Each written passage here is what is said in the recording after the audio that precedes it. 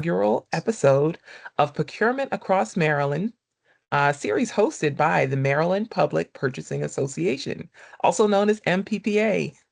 My name is Sydney Distance, and I serve as the director overseeing communications and outreach, website and social media, and of course, education for MPPA.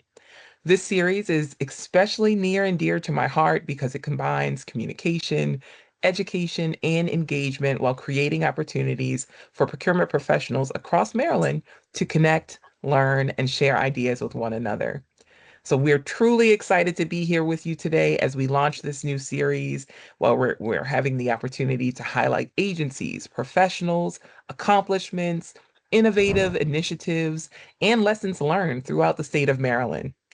Today, we're especially honored to feature the Montgomery County Office of Procurement, and we look forward to learning more about the incredible work their team is doing. At this time, it is my honor and privilege to turn it over to our esteemed MPPA President, Mrs. Rosetta Butler, for our official welcome and introductions. Thank you so much, Sydney, for that wonderful welcome. So again, good afternoon, everyone, and thank you for joining us for this exciting kickoff of the Procurement Across Maryland series. On behalf of MPPA, I would like to extend a very special thank you again to Montgomery County Office of Procurement for agreeing to participate in our inaugural episode. One of the goals of MPPA is to create opportunities for collaboration, networking, professional development, and knowledge sharing among procurement professionals throughout the state of Maryland.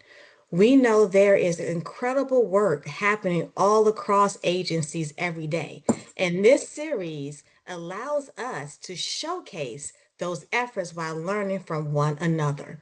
We are excited to hear about your team, your accomplishments, and the innovative work taking place within Montgomery County.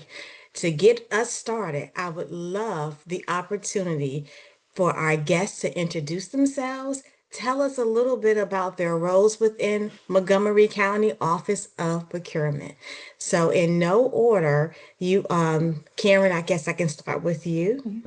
Okay, well, thank you. And I want to thank everybody for having us here today. We really appreciate the opportunity to participate in today's inaugural series. So again, I'm Karen DeLuca. I serve as one of 3 section operations managers with Montgomery County Government in the Office of Procurement.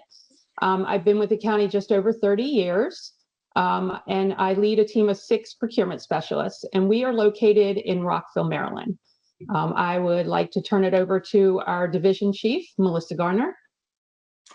Hi, I'm Melissa Garner. I'm the Division Chief of Operations for the Office of Procurement. I oversee we have 2 different groups in operations. We have the procurement specialists, to which the 3 managers oversee as section operations managers.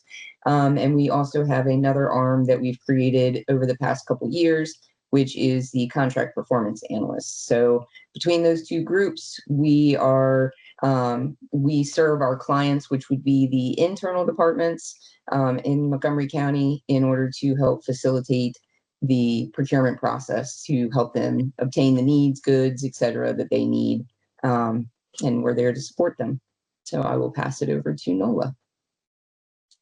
Hi, everyone. Good afternoon. I'm Nola Song. I am one of the other section managers, and I manage a team of about 5 folks. And it ranges from our technology department to HHS and our housing department.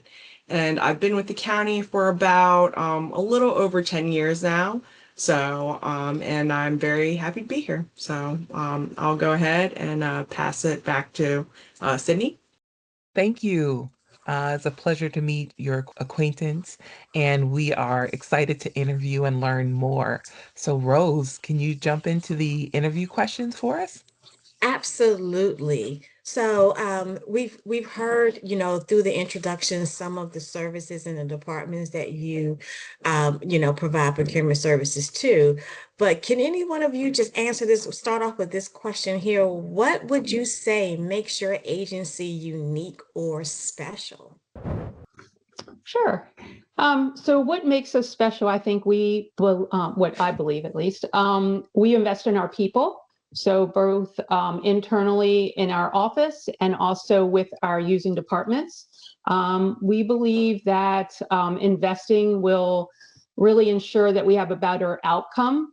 We accomplish this through a few ways. We provide training both internally to our procurement specialists, and then we also provide a lot of training to our contract administrators and anybody really in the county that touches a contract. We also provide them tools, guides, and we also have a monthly practitioner series that we call a Pro Huddle. We believe that this investment will help and ensure that county staff will stay current, well-trained, and of course compliant. And then also we have produced some results. We have record minority, female, and disabled owned business spend. We have award-winning teams.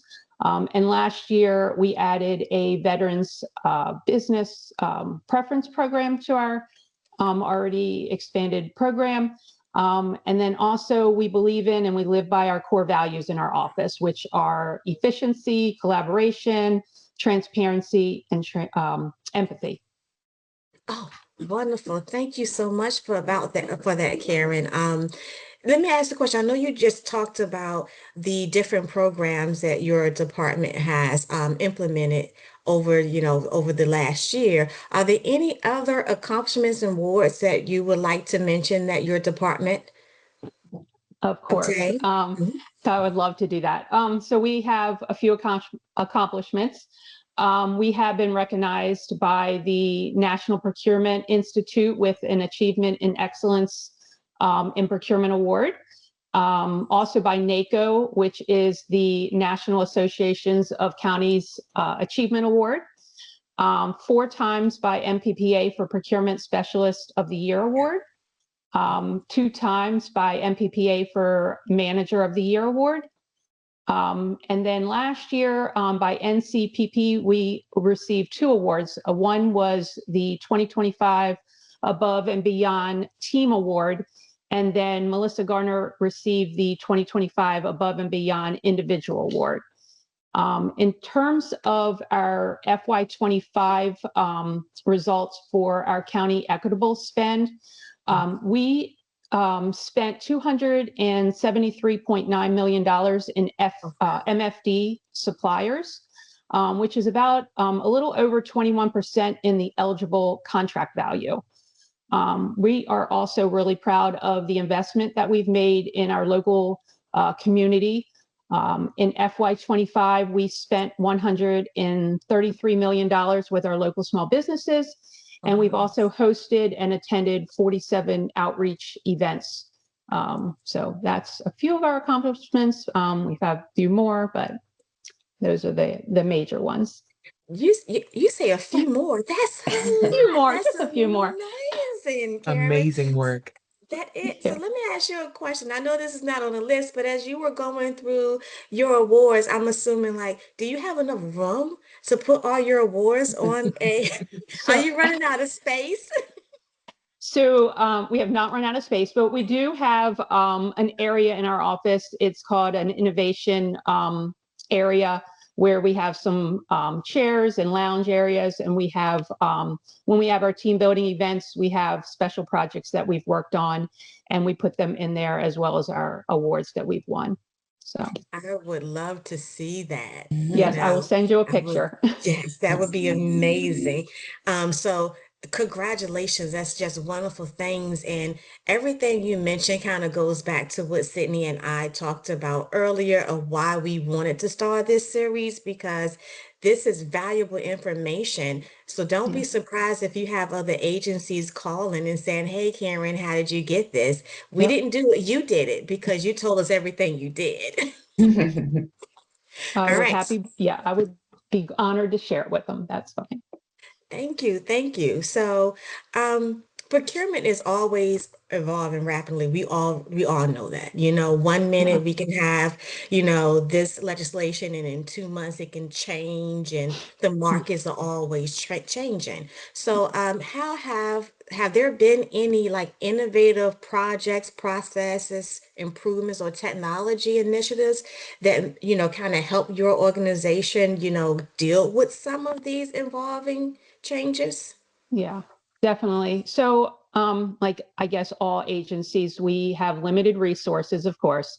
And we just had our budget approved for FY27 yesterday, but with the limited resources that we have, and of course, the absence, for us personally, the absence of a formal e-procurement system, we have leveraged our internal staff, our IT people, within procurement themselves. We have two, and then we have a manager that did a platform for us. They worked tirelessly on that, and they created a platform just for us to use, which it's an electronic system where we receive all of our contract submissions from our using departments or our contract administrators through it. It's called YODA.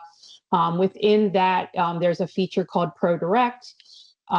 We've been using that ProDirect feature for, I think, since like 2022, maybe somewhere around there. And so what that has given us is the ability to, again, receive everything electronically in one system, one platform.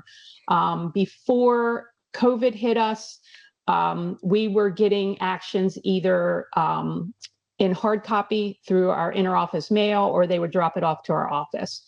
And then when COVID hit, we had to we were working remotely. We had to find a way to accept them. So we accepted them through an email. Well, things got lost. Maybe the procurement specialist was on leave for a day or a week, or was out, for an extended period of time. That those documents got lost. So we had to find a way to figure this out. So that's where the YODA and the ProDirect kind of came about.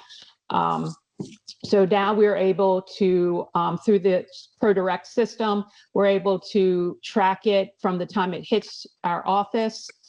It's, time stamped in there. We can see real-time stats, and, it has a procurement specialist dashboard on it where each specialist can go in and see their own dashboard. It lists, how many contracts they have expiring in 30 days, how many insurance certificates are expiring in 30 days. It has the solicitation tracking. So formal solicitations will, have a, tracking system on that as well. So we can see it from the time it hits our office until it's completed. We can keep track of how long that whole process took, and we can make adjustments, as needed. And then after the formal solicitation is closed out and the contract's executed, the system will electronically send a survey to that end user, so we can get feedback on how that system worked, or how that process went. So this has really, helped us tremendously. Another initiative that we've had, I kind of mentioned it earlier a little bit, was the Pro Huddle. That one was implemented in July of 2022. It is a monthly 1-hour session through Teams. We record them and then we archive them on our internal intranet site. It started out as just a contract administration touch point kind of thing, but it's really expanded more. It serves anyone in Montgomery County government that touches procurement. So if you have any type of role in contracts, procurements, purchase orders, anything like that. So it starts out each session, like I said, it's an hour long, it's monthly. Sessions start out with updates, whether it's a process, a policy, things that we've been working on in our office. And then it jumps into the main topic with a deep dive. And then we end with a knowledge nugget, just something for them to take away. But everybody that, attends really has something practical to take back to their office or back to their desk, and really, understand what's going on. And then we also have a Q&A at the end. They can put it in the chat if they have a question. If we have time, we'll answer them. If we don't have time, we'll send them an email with the answer.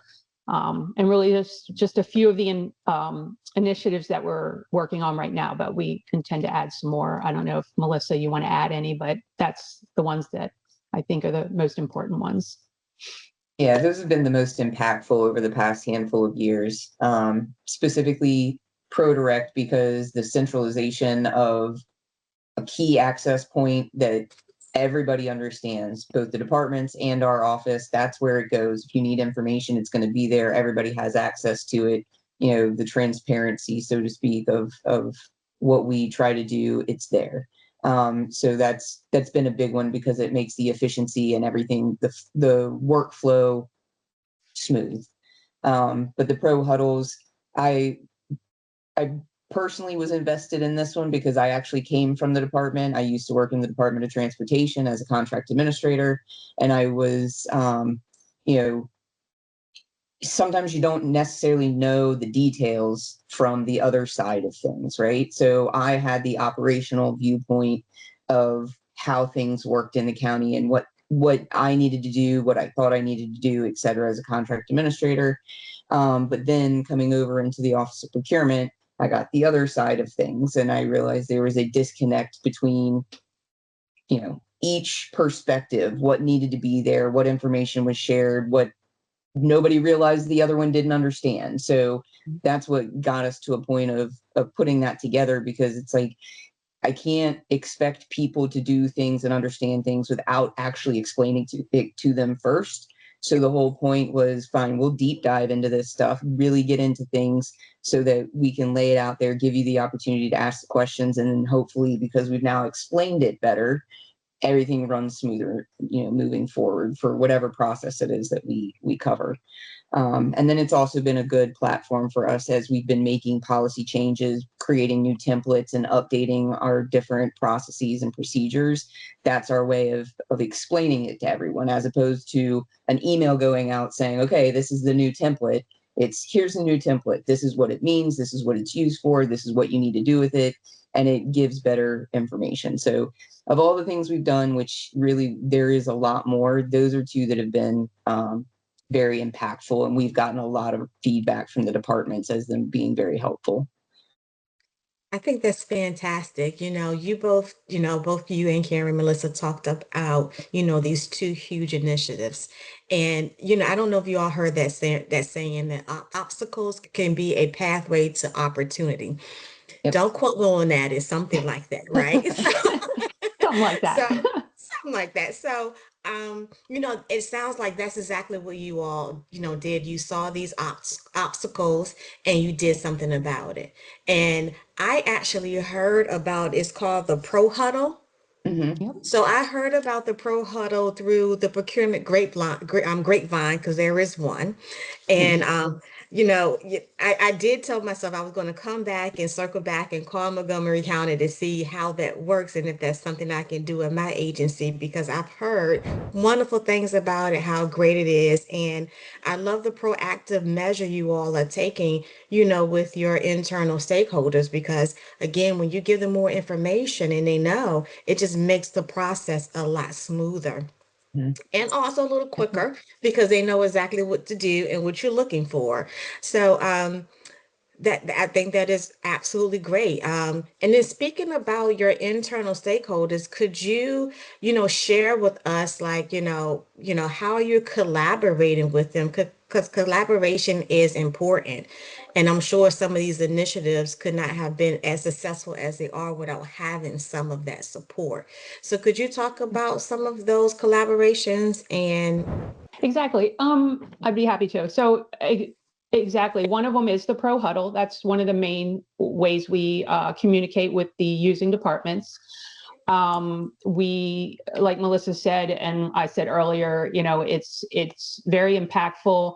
On average, we're about 125 to 140, depending on when it is. Like if we do it, around a holiday or something, we're going to get less people, obviously, but it's recorded.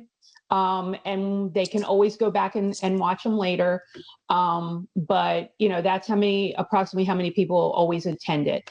And I will say that me personally and the procurement specialists have been told that if somebody asks a question and we've discussed it at a pro huddle, you can go ahead and answer the question. The contract administrators will ask questions all the time.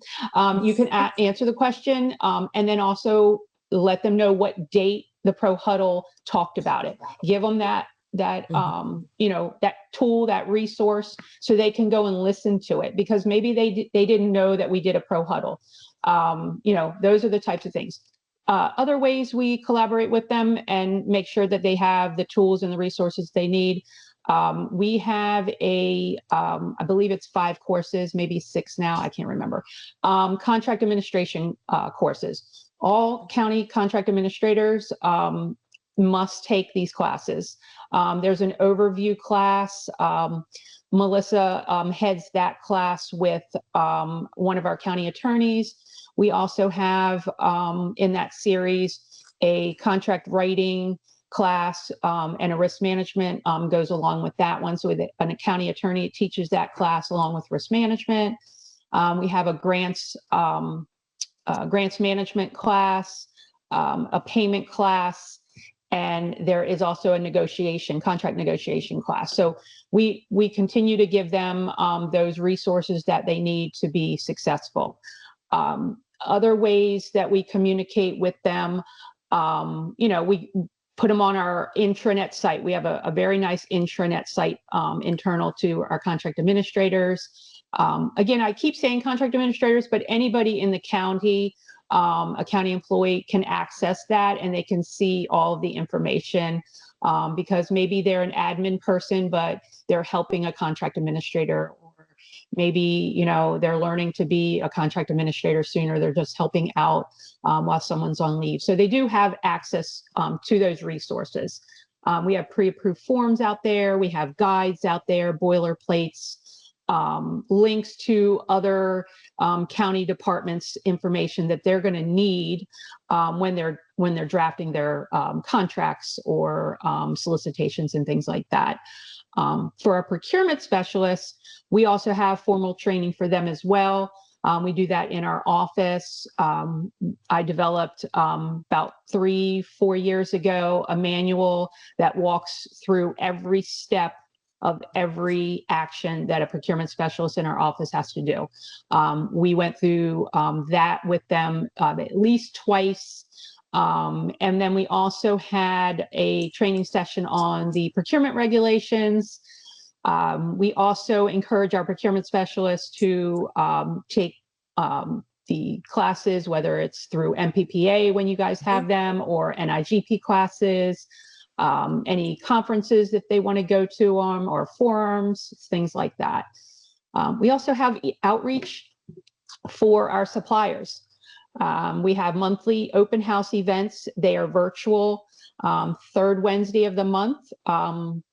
It's done, I believe, on Teams, and we have vendors come. We coordinate that with our compliance team, and the operations team is there, as well as our central services division. I don't know if I said this earlier, but we are made up of 3 divisions. We have our central services team, business relations and compliance, and then the operations team that we're on. And the open house is just sometimes it's a general, we go through our website, we explain our programs to them, we answer questions, and other times we have a formal topic, and we have people come and talk about, different topics and stuff. We had small business, it was this past Wednesday, we had small business people come and talk about it. We had the grants office come and talk about things as well. So we do a lot of outreach.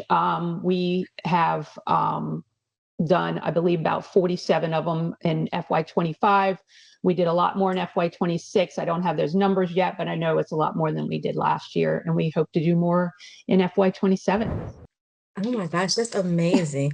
One of the things that that you mentioned is, and Sydney, you can probably maybe semi agree with me, but how in the world did you all get your county attorney to To do participate in training. your training? And to be That is totally success. honest, to be totally honest, we make sure we're in lockstep with them.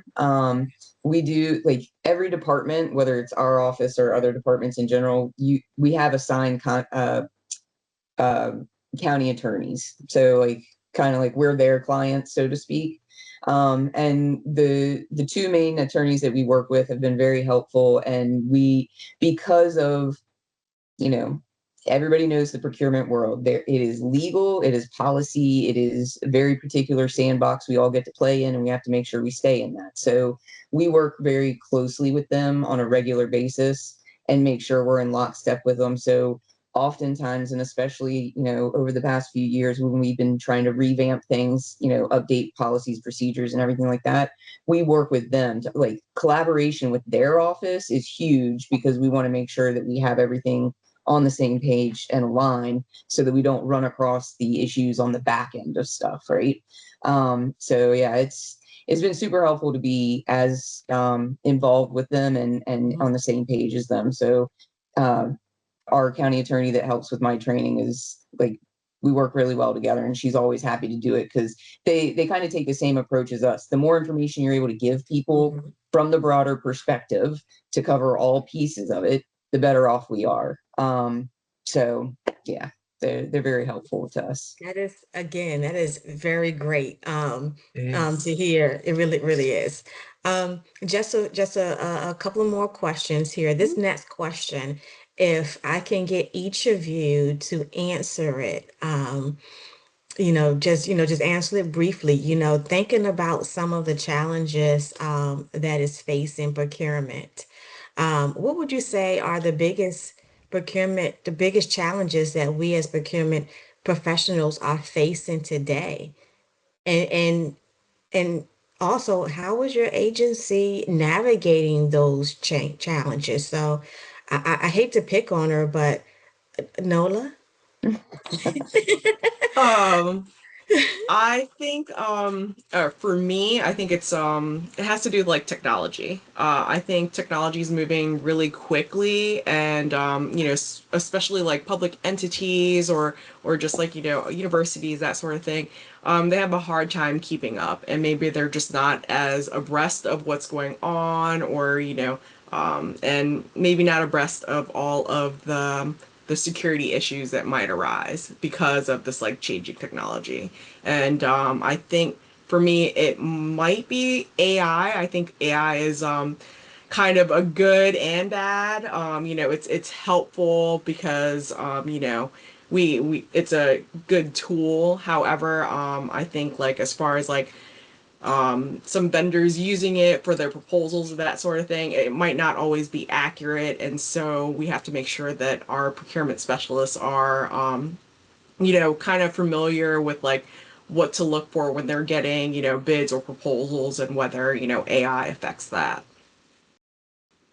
That's a good point. Technology it does change quick, fast, before you know it. What about you, Melissa? What are some of the biggest challenges you think procurement professionals are facing today?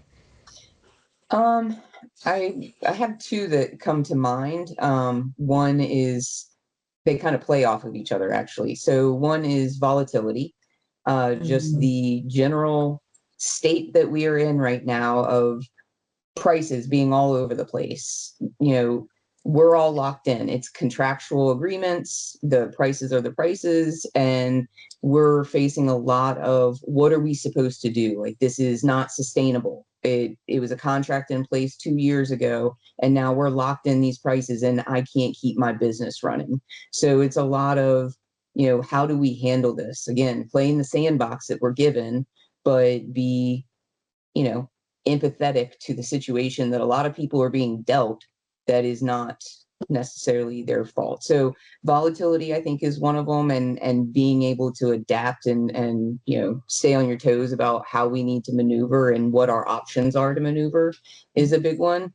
And then the proactive side of things. So I say they play off of one another because the volatility is us reactionary, right? Nobody really saw it coming.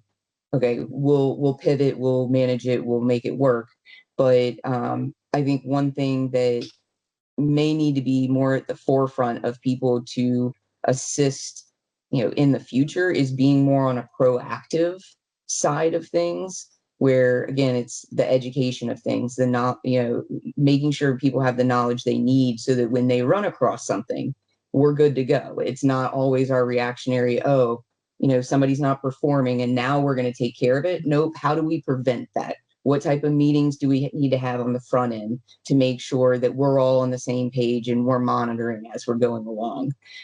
That's something that we've really tried to amp up here in the past couple of years by adding the contract performance analysts, in order to be reviewing our contracts, the status of our contracts, and the operational side of things with the departments as to how things are working on a proactive manner, as opposed to everybody's stuck on their heels when something happens and now we have to run a fire drill to figure out how to make this work. We still need the service, but we're having problems.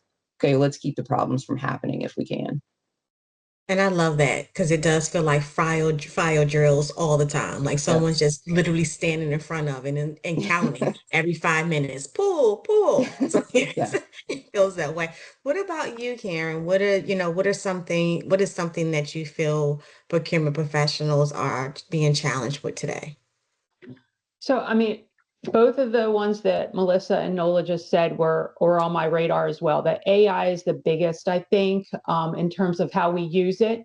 For Montgomery County, we have a lot of, so we have our own technology department who has policies in place on how we can and can't use AI in terms of not just procurement, but overall in the county itself, because of the data that we have. We want to make sure it's protected. So that is one of the things. I attended the VCon a couple weeks ago, got a lot of information about that, came back to the group to share some stuff of how other people were talking about it, because there was a lot of discussion about using AI in reviewing people's proposals. And I was like, wow, really? And then other people are like, yeah, I had an RFP out and received over 200 questions, and it was definitely generated by AI. And I'm like, yeah, we had one of those too. So I think that's one of the challenges that we're seeing. And then again, with the higher prices, the surcharges that the vendors are trying to charge us. I mean, we have some really strict regulations. And of course, like Melissa said, the contracts, they say what we can be charged and that's it. Like there's no changing it because of the regulations that we have. And then of course, funding, our budgets. I mean, we just don't have the budgets that we used to have, even with the funding that we get from the state or from federal government. A lot of that is going away too. So I think that's some of the biggest challenges that not just Montgomery County is facing, but all of the agencies everywhere, not just in Maryland, but everywhere is facing. So I think those are the three biggest, challenges that I see. Okay. So just looking ahead, we have these challenges. Just looking ahead, could you give me just one goal? You don't have to go into depth because you may not want to spill your secrets, but what is one initiative that you are excited about, something you're looking forward to Montgomery County being successful at? So we're kind of at the end of it now, I guess. I mean, it's the RFP and the IFB boilerplate. So we've been working on these for a few, I don't know, weeks or months, I don't know. So we revamped our RFPs and our IFB boilerplates for the departments. So they're totally going to be looking different than they're used to. And then they have guides that go along with them. And then the RFP, the RFP, there's a separate guide to it that will teach the using departments. Melissa can explain a little better, I guess, but it has before you even start drafting that RFP, these are some things you should be looking at and thinking about. and we release them next week to them. So in the pro huddle, instead of one pro huddle in this month, we're having two. We're doing one for the RFP and one for the IFB. And next week, before we do that, we're going to be meeting with our procurement specialists, and we're going to be releasing it to them and showing it. And hopefully, everybody's excited as we are with them. But they really needed to be revamped. We have some new regulations and new policies that we had to implement starting July 1st. So we had to just go ahead and make the changes now. So all of these will be effective July 1st. So I think for me, more excited about that, and hopefully everybody else is as well. Well, that sounds amazing, and I'm excited for you. I can tell you were just kind of holding it in, like, but I'm glad that you share. So before we close, I just have one more question before we close, and all of you can answer if you choose to. Is there just one thing, anything you would like the audience that's going to see this video to know about Montgomery County Office of Procurement? You can toot your I'll jump in. horn. There we I'll go. jump in. I think one thing is there's been a lot of changes over the past handful of years, and one thing that we've tried to focus on, and this takes us away from the concept of procurement specifically, but we tried to focus on just internal morale. We know we're always the bad people, right? Procurement is never looked at as, oh, I'm so excited to be able to deal with procurement. It's always they're telling me something I can't do, or they're giving me these restrictions. So it kind of tears you down sometimes with everybody you have to work with. So we try to focus on internal morale of, hey, we're a team, we're good, we got each other's backs. We put together stuff that is extra, like wellness. Karen is the lead for our office's county wellness stuff, but she brings that in and she makes sure that we can implement that. So we try to have different outlets that we can kind of be humans. Like we focus on being humans in our office, not just worker bees to get a job done. So I think that's something that I know myself and I know our director is proud of, because we've been able to retention is the word I'm thinking of. Our retention is unbelievable over the past few years. We've held people because, and it's a thankless job, right? You're just helping people get what they want, and it's oftentimes very restrictive. And so we try to put a little bit more effort into but we're all here together. We got it. We can work through it. So I think that's something just you're never going to see it in the work we do, but to know who Montgomery County Procurement is, we do look at each other as like a team, and it's a matter of building something within, not just with the work we're doing. That's amazing. Thank you, Melissa, for sharing that. Mhm. That is great. So we did a fantastic job. Thank you again, Montgomery County Office of Procurement, for joining us today and for helping MPPA launch the inaugural episode of the Procurement Across Maryland series. We truly appreciate, and I'm sure the audience, when they see this, would truly appreciate your willingness to share your experiences, your insights, and the incredible work your team is doing to support your community and the procurement profession in general. So it has been a pleasure. I was very excited. I took a lot of notes. I will be calling you all. So it was a pleasure learning more about your agency and highlighting the important work taking place at Montgomery County. And so without further ado, I'm going to turn it back over to Sydney for final closing remarks. Thank you so much, President Rose, and thank you again to Melissa, Karen, and Nola from the Montgomery County Office of Procurement for spending some time with us today. So we really hope that today's conversation was informative, engaging, and inspiring for procurement and contract management professionals across Maryland and beyond. So if you are a procurement or contract management professional in Maryland, we would absolutely love to have you join MPPA and become a part of our growing professional community. Our next event will take place in June for our MPPA Social, we're holding a Beats and Bingo event, and we encourage everyone to attend, network, and connect with fellow professionals across the state. Please make sure you take a look at our LinkedIn and our website to learn more information about that.